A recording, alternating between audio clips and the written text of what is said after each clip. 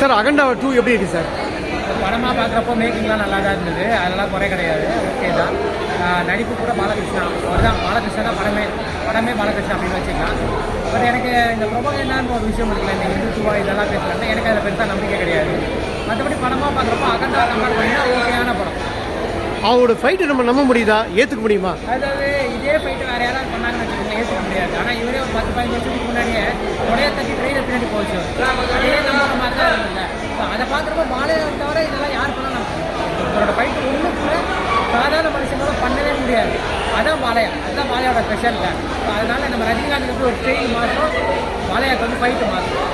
படம் எப்படிங்க ஓடுமா? எப்படி தெலுங்குல ஓடிடும், நார்த் இந்தியாவில் ஓடிடும், ஆனால் தமிழ்லாம் பெருசாக இருக்கக்கூடாது. ஏன்னா பழைய பாடம் வந்துருக்கு, அதுவே நல்லா போகும். ஸோ அதை தாண்டி இந்த படம் ஒரு ப்ரொபகண்டா படம் தான், ஆப்வியஸ்லி பெருசாக ஒர்க் அவுட் ஆகும். ஒரு தடவை ஃபேமிலி ஆடியன்ஸ் வருவாங்களா? கஷ்டம் தான் தெரியும், ஏன்னா இது என்ன மாதிரி படம் எல்லாருக்குமே தெரியும். பெருசாக இதுக்கு முன்னாடி ஒரு பார்ட் 1 இருக்குது, அதே நிறைய பேர் பார்த்துக்க மாட்டாங்க. ஸோ ஆப்வியஸ்லி இது கஷ்டம் தான். ஆனால் பார்ட் 1 பார்ட் 2 கரண்ட் டியூட்டி இருக்குது. ஆமாம் இருக்குது, தனித்தனியாக இருக்குது. பார்ட் 1 சூப்பராக இருக்கும்.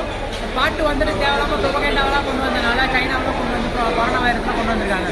ஸோ ஆப்வியஸ்லி அது பெருசாக ஒர்க் அவுட் ஆகும். உங்களோட கருத்து எந்த அளவுக்கு இருக்குன்னு நினைக்கிறீங்க இந்த படம்? இந்த படம் வந்துட்டு ஆல்ரெடி இங்கே நிறைய பிளவுவாதம் இருக்குல்ல, அது இன்னுமே வந்துட்டு ஆதரிக்கிற மாதிரி ஒரு விஷயத்தை கொடுக்கும். எனக்கு பெருசாக அது இங்கே எடுபடாது, இங்கே எடுபடாது. பிஜேபி சப்போர்ட் தான் பண்ணியிருக்காங்க. அவங்களுக்காக தான் இந்த படம் எடுத்துருக்காங்க.